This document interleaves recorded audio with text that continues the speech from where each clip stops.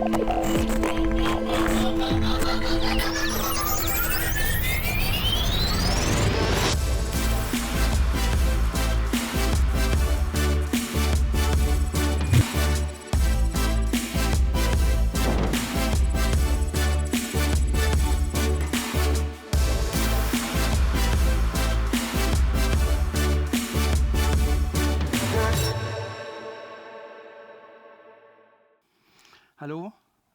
Hi.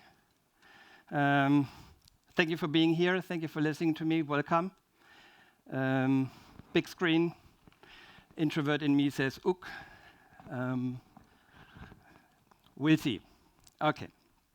Today I want to talk about why AI is not software, why a lot of people have a misconception about this, and also what this means for product and software development.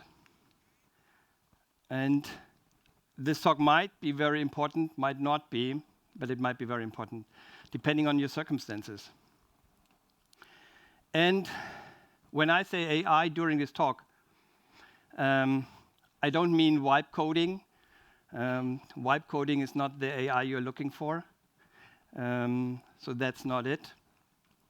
But to understand where this is going and what AI means in the context of this talk, and how I see it, we need to start in the very beginning, or near the very beginning. And near the very beginning is me in the 1980s as a kid. I was playing lots of video games in toy stores. And I thought, well, I have a lot of ideas how to create better video games. I wanted to create video games. I wanted to make the things in my head happen. So I went to a department store, and at the time, department store in Germany had lots of computers standing around. No one knew what to do with them, but obviously there had to be computers. And there were other kids, and I looked what the kids were doing, and that's the way I learned programming. And then soon afterwards, I wrote very, very little video games, which I really enjoyed, so they were far away from the ideas I had in my head. And one thing I did back then was, there is a small toy for a puzzle for kids, or a toy for kids, which is called Tower of Hanoi. And the idea of this is, you need to move the wooden slices from one pillar to the other side. And there are some rules around it. And I thought, as a kid, like 12 years or 10, 12 years old, that would be nice on a computer. And I started coding this in BASIC. And then after some time, I thought, well, why am I coding this? That sounds something like the computer could do. And I told the computer the rules of the game, and then the computer solved this puzzle and animated. So I wrote some animation. It was a little bit ASCII animation. And I was very, very proud on this happening, looking at the computer, solving this, doing this for me, instead of me writing the algorithm. And kind of a little bit sad, but that's still one of the things I'm proud of most over the last 40 years. So done a lot of things since then, but I'm still very proud of what I did then. And sometimes later, so that was my first slight touch, getting in touch with AI, where the computer did something I did not explicitly tell the computer to do. And when I was in the 90s in the university, I thought, well, AI is this big thing, sci-fi, Star Trek, AI. So I went into AI in university and in neural networks. And what they could do at that time, neural networks could detect very, very simple things. The size of the neural network was like 100 neurons or something. And the AI part was something like this. You could tell a computer there is a red box on the yellow box, and the yellow box on the green box. And then you could ask the computer, is the red box on the green box? And the computer would say yes. That was AI in the 1990s. And I thought, well, that's never going to take off in my lifetime. So AI is not a thing that's going to happen. So I decided to move into distributed systems and databases. I joined some startup in the 90s. I did my own startups in the 90s and 2000s. I was an engineering manager, a CTO for 25 years. And I thought, well, AI, that's it, not in my lifetime. Like living in space, also not in my lifetime. AI, not in my lifetime. But then something happened some years ago. AI was back. Suddenly, out of nothing, AI was back with a vengeance. And everyone was creating images, and AI could create images that were very nice looking, realistic looking, fantastic looking, looking like pictures from the 1970s with photo quality, like these bad photos of the 70s. And I thought, well, I need to go back into AI. I need to take a look again. So my prediction of the 1990s, 30 years later, was very, very bad. Obviously not true. And I thought, well, let's get into this. And I've been talking to many of my CTO clients. I'm working for some years now as a CTO coach. I'm talking to a lot of CTOs. I'm talking to a lot of engineers because I still write code since 40 years. Love coding. And a lot of people think AI is software. You know, AI is just the same. AI is running on GPUs. Software is running on CPUs. You can send me a direct message if you know what the CPU on the right is. But I want to convince you that that's too simple and that's not helpful to understand AI and to use AI and to be prepared what's going to happen. To understand that AI is not software, we first need to learn about what software is. Everyone works with software. Everyone's creating, probably in the room, is creating software in one way or the other. But I think a lot of people do not think about what software really is. And to understand that AI is not software, we need to understand what software is. And to understand what software is, we need to go back several thousands of years. As an example, in this case, going back to Stonehenge. And there were people who wanted to erect Stonehenge, who wanted to have Stonehenge, because they wanted to do whatever they want to do with Stonehenge. And they didn't care a lot about the tools that were used to build this construction. If you look at the building of Stonehenge, it's very interesting. There are a lot of interesting stuff on how it's been built, moving all these very heavy stones across England, or Wales in England, I think. But the people who wanted Stonehenge didn't care about the tools. They wanted a job to be done. And the job to be done was Stonehenge, building Stonehenge, and some tools were used for this. And today there is even a product management methodology which is called jobs to be done, to focus on the jobs and not on the tools. And how the people in Stonehenge, building Stonehenge, used some tools several thousand years ago, there's always a dominant tool, a category of tools that people use to build something. Let's start with a very simple example. If you want to know what 3 plus 2 is, you can probably do it in your head. So, I don't know, developers, probably a lot of you are developers, and it's most like 0, 1, many. There are no other numbers that are relevant. But you might be able to do this in your head. If you're not able to do this in your head, you have a tool with you with which you can get the job done. And the tool, obviously, is not your iPhone, but the tool is are your fingers. So you have your fingers with you, and if you cannot add 3 and 2 in your head, you can use your fingers. So you can say, okay, 1, 2, 1, 2, 3, and then count them 1, 2, 3, 4, 5. So the tool to get the job done are your fingers, and you can do a lot more with your fingers, and people did a lot more with their fingers. You can paint a cave wall, you can draw in the sand, you can draw pictures, you can write, you can do a lot of things with your fingers. But there are limits to your fingers as a tool. And people found out, okay, let's use manual tools, create manual tools to get a job done. We can add 3 plus 2 with a manual tool, which is an abacus. In the abacus, you can add bigger numbers, You can memorize bigger numbers. So it's much better than your fingers. At least I only have 10. There are very clever systems where you can calculate bigger numbers than 10 without using your toes. But a manual tool like the abacus is much better at this. And then people thought, well, we could use mechanical tools. People invented mechanical tools, and the stuff they did with their fingers or with a manual tool, like drawing in the sand, using a pen as a manual tool, people thought, okay, let's use the printing press. Or a mechanical calculator. Again, faster, bigger numbers, more operations. And then the default category of tools went into being electrical. And that's an early electrical calculator. Bigger numbers again, faster, more operations. And the way to do things was electrical. Everything is electrical. Electrical drill, electrical washing machine, everything got electrical because electrical was the way to solve a problem, to get a job done. And then it's electronic. Electronic calculators with electronics in them. And then you get integrated circuits.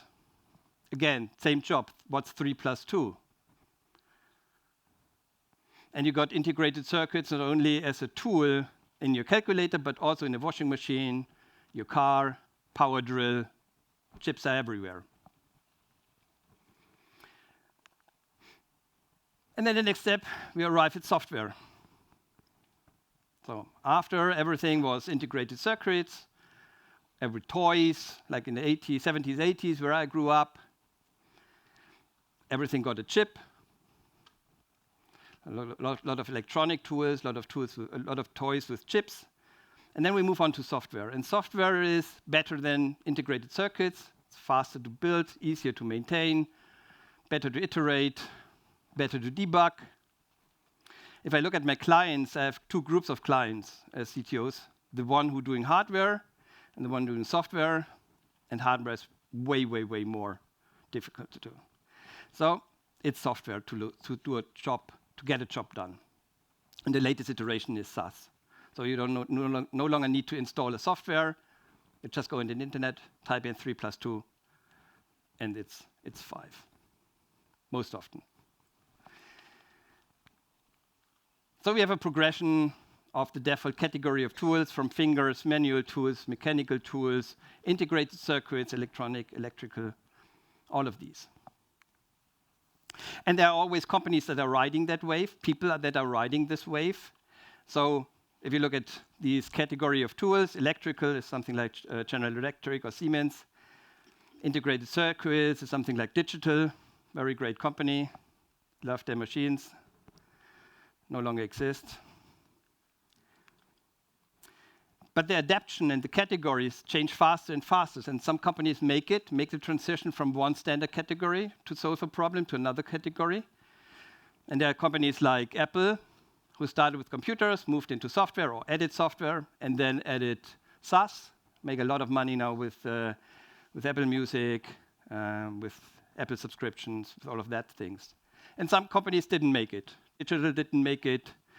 Lotus didn't make it.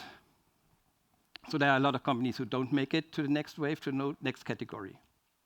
And one particular example is in the camera industry, Canon, and you probably can see this is AI generated. Canon didn't make it.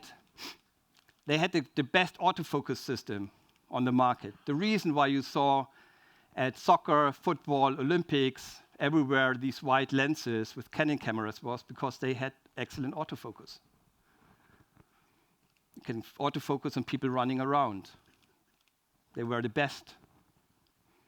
But then the tool to solve the autofocus problem moved from hardware into software. And a new player came along, which was Sony, and took a huge chunk out of Canon's income, because Sony knew how to do software and how to do autofocus in software, and autofocus, automatic autofocus for moving targets and for birds and all of that stuff with software, where Canon struggled for a long time. And the reason why the camera in your phone is good and makes great photos is not because of the hardware is great, because the hardware is not great, but because the software is great. So making photos has become a software problem. And companies like Sony, who had a lot of expertise in making software, were great at that. And hardware companies like Canon struggled a lot, or Nikon. For a long time, they had a 1-star rating, I think, in the App Store. And today, how do phone vendors sell their camera? Not by making great photos, but if you create a photo of a sunset and someone walks in, you can take your phone and say, remove that person, and then that person is gone. So the problem of making photos moved from software to AI. Today, the AI defines your convenience to make photos in your camera, in the phone, and no longer hardware and no longer software. So we arrived at AI as a tool, and we see this in the camera business as a tool to solve a problem. It's not software that removes the person, but it's AI that removes the person. Coming to software development. When I talk to a lot of CTOs, the situation is something like this. Someone, the CEO, tells them to create more features faster. There is AI now. And what is AI for? AI is there to create more features faster. That's how AI is framed. That's how people see AI in the industry. Or at least a lot of the people I talk to. And if you look at someone like Satya Nadella says, Microsoft is great because they write 30% of their code with AI. That's the framing. The New York Times wonders, has the decline of knowledge work begun? And there was a recent TechCrunch article which says a comprehensive list of 2025 tech layoffs. That's the framing around AI. But I think if companies that are laying off developers is just a sign they have not enough ideas. They do not understand AI, and they are constrained by the ideas they have. So whenever companies you see who's laying off people, it's just a sign that they are run out of ideas. There's a lot of confusion in the industry around AI, what it means, besides creating faster code. And that's not new. In the 1980s, when I got a computer and everyone got a computer on their desk at home,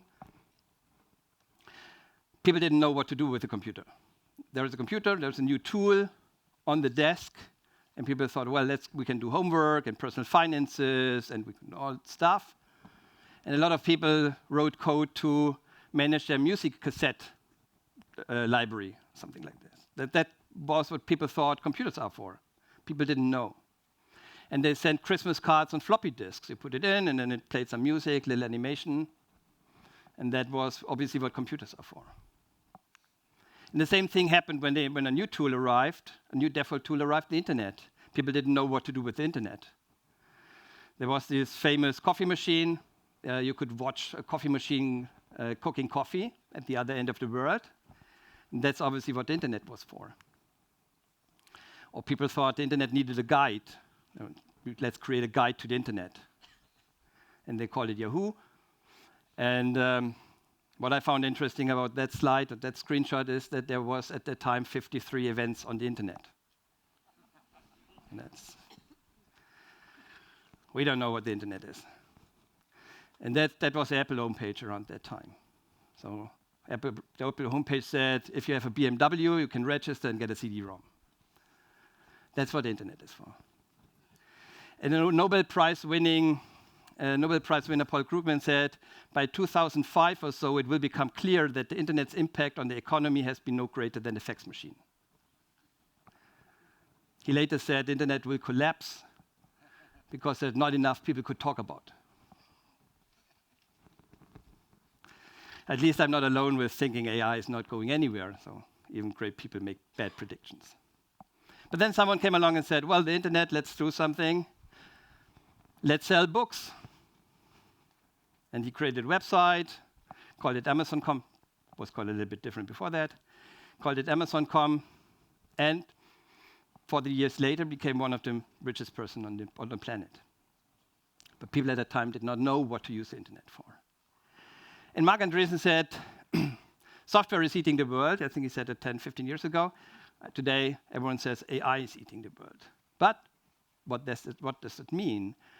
Where is AI going? And to find out where AI is going, I've been doing a little bit of experimenting. And one of the experiments I did to really see what's possible, what's not possible, where are we going, what can AI do is, that's a game that's called Minesweeper. Anyone know Minesweeper? Wow. 1990 Windows game. Okay, cool. Feel a little bit younger. And I thought, well, that would be something a computer, an AI could create as source code. And I went to Claude Code, had a requirements document, put it in, said, please create a game in this requirements document, please one-shot this game. And that was the result. Claude Code created a JavaScript Minesweeper game. And as you can see, I haven't played Minesweeper for, 25 years, so I struggle a little bit finding out what the rules and the tricks and all of that was. But no dementia yet. I won, I think. Probably I won. And I found that astonishing. It has some bugs. As developers, you see the bugs there. My mom wouldn't find the bugs probably, but obviously you can see the bugs in the screenshot. But it worked. I finished. I won.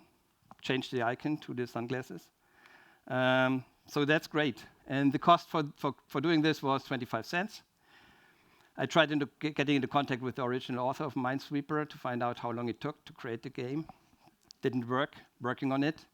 But I'm probably more expensive than 25 cents. And 2 minutes, 53 seconds. The downside is I asked Claude Code to 10 times create Minesweeper, and he created 10 different UIs, 10 different algorithms, 10 different games, essentially 10 different games. So that's the state of art here.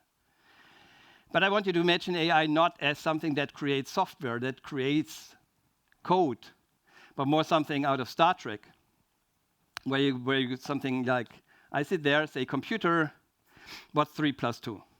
And then the computer says 5. You could use your fingers. Or I could say to the AI, I want to play Minesweeper. And then Minesweeper is played. I can play Minesweeper against the computer or against with the AI without there being Minesweeper game, Minesweeper code. And that's what I mean with AI. There is no code, there is no software, there is no spoon in this. Is this possible yet? I thought Minesweeper might not work. I'd try something simpler. Let's try tic-tac-toe. And that's a tic-tac-toe from a AI playing tic-tac-toe in a 1980s game, movie. Sorry. And I went to ChatGPT and said, okay, let's play tic-tac-toe. Some months ago, didn't work that great. Worked somehow, but I needed to tell it that it won. You won. Yeah, you're right, I did win. I didn't notice. You know? And then it says, I had O at the position this and this and this. No, wait, that's an X. So, But it won, and then in the end it said, want a rematch, I'll give you the first move this time. Getting a little bit cocky already. Don't know the rules, but yeah, I win. Did this some weeks later, some months later with Claude Code, and it just worked. Tic-tac-toe, let's play tic-tac-toe. It worked. Didn't have the insight of the AI in the 1980s game, which is you can't win tic-tac-toe, but it's played and it knows the rules and it knows it's a draw or it won. So we've seen some progress. Did the same with Minesweeper. Worked a little bit. So sometimes it worked, sometimes it didn't work, playing Minesweeper against Claude Code. So we're currently between tic-tac-toe and Minesweeper, I'd say, about the ability of an AI playing a game without any software. And what I want to convey with this is that AI will replace software as the dominant default tool to get a job done. A lot of us grew up with software. A lot of you younger than me, you only know software. I know a world where there was no software, essentially. So software is just everywhere, and it's just there. In your ATM, in your phone, just everywhere. There's not an imaginable world without software. But I think AI will replace software as the default tool to get jobs done. And that generating software with AI is transitional. What does it mean for developers? Development, software development, product development. Today, software is a tool. On the left, probably something you have. A lot of you have. I had in the past. There's some microservices. There are CRM system, ERP system, data warehouses. If you do Simon Wardley mapping, seen a lot of these maps. If you do system thinking, see a lot of these maps. That's how software works. In an AI world, it's more like there is no ERP, there is no spoon.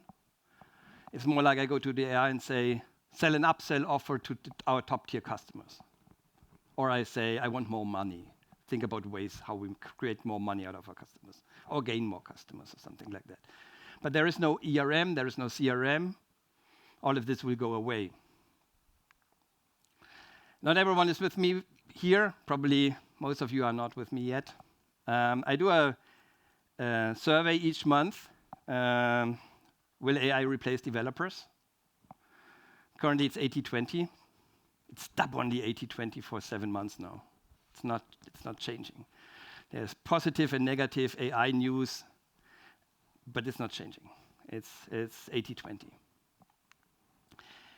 And there are people who think, yeah, well, COBOL wanted to make software obsolete. 4GLs wanted to make software obsolete, or develops UML, done a lot of executable UML back in the day. And AI is the same thing. But probably what this says is there is a category in error in this, because the first three things, if you follow the talk, the first three things are software, the last one is AI.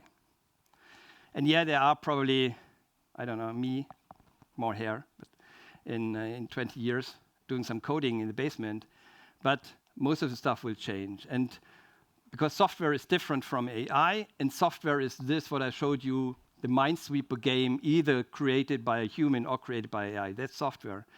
Me playing Minesweeper with Cloud Code, that's AI. There is no Cloud Code. There's no Minesweeper code in this. Which change is huge, and probably the change is unimaginable. And why is it unimaginable? Because currently in product development, everything is very, very, very tightly tied to the idea of software.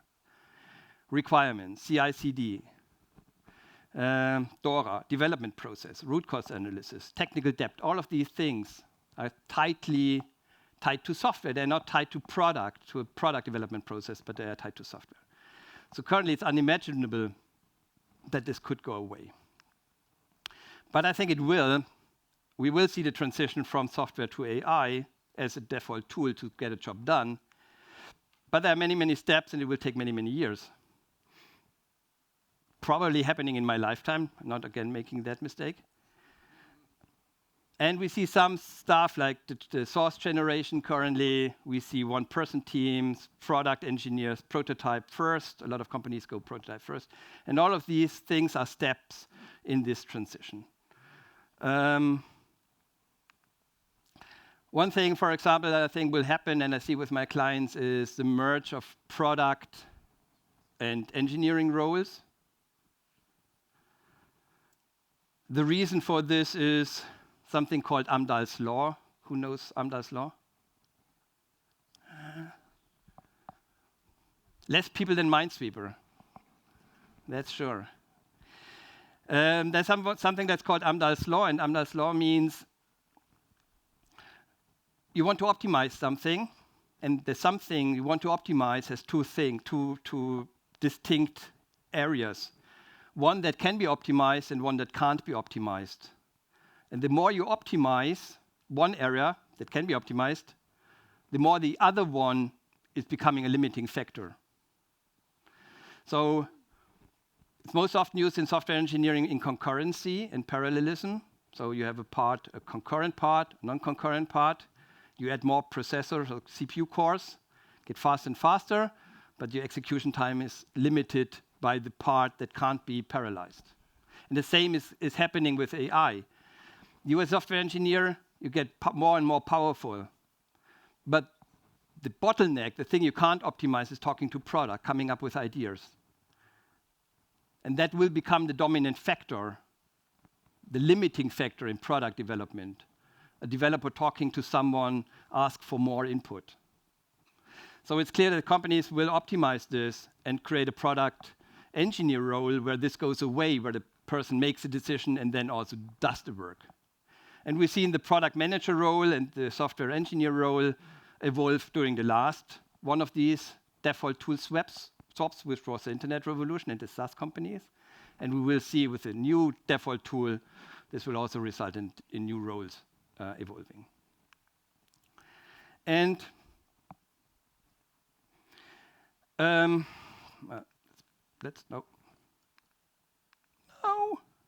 why? There is no back. There's a back. Wow, found it. Okay. Now you would think that on the left is, right, left, forward, back. No, product engineer, someone decided, no. Clicking left and right, both goes forward. Always forward, never back. And then there's another back button. Okay, don't know. Okay. So there's a lot of things that will happen. One thing that might happen, what I see, is more and more you want user apps. So with AI, I created a lot of apps currently for myself, or Cloud Code did. Wrote a coaching operation app, 55,000 lines of code in Go, works. Not crashed yet, no data leak yet. Just for an audience of me, because it gets so cheap and easy to build stuff. What we're also seeing is software becoming more and more of a glue.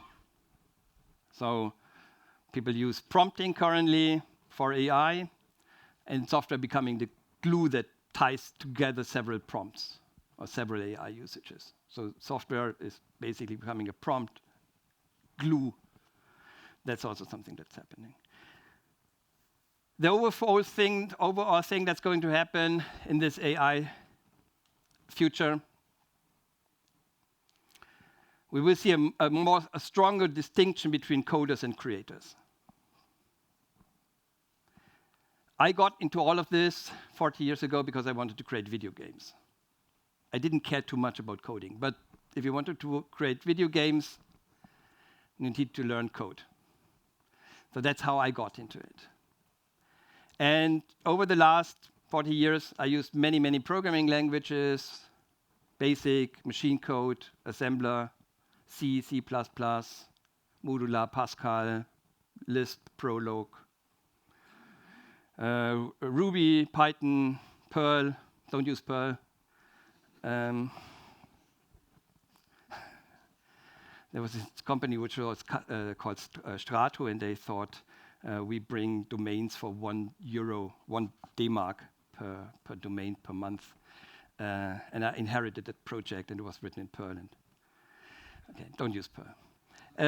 Scala, Go, I use Go because it's simple, and I'm old, and it's simple, and so I use Go. I love coding, but I'm mostly a creator. I want to create stuff. I want to see stuff happening. And I think the AI instead of software will make creators flourish, and will probably be more difficult for coders who identify themselves as coders instead of creators. So I think everyone should become a creator again, should think about creating things. The person on the stage before me created something, launched something. So I would encourage everyone, instead of thinking as a coder, thinking as a creator. And with AI, everyone can be Steve Jobs. AI is so much more powerful, either for now for creating software, the stuff that the person before me talked on the stage, but also AI as AI, that everyone can be Steve Jobs. And with AI, you need to think bigger. There was recently an article on Hacker News, 8 months ago. Time's flying. And the article was about someone who said, when a product manager came to me and said, can we do this? I thought, well, that's not possible. When a client came to me and said, can we do this? He said, no, that's out of my skill range. But now with all of this happening, he says, well, I could do all of these things that 5 years ago I said, well, that's not possible. I could not do this. It's out of my skill range. So with AI, you really need to think bigger as a person and as a company. You can do many, many more things and much bigger things than before. So I hope you at least think about what I said. You might say, like in the Matrix, in this oracle, you might say, think like, oh, that's not going to happen. And then you're happy and you move out. But you might think about it, because I believe that's going to happen. Enjoy the ride, and if you're on LinkedIn, connect with me on LinkedIn. You can tell me whatever you think, if I'm right, if I'm wrong. I'm open for everything. Thank you for listening.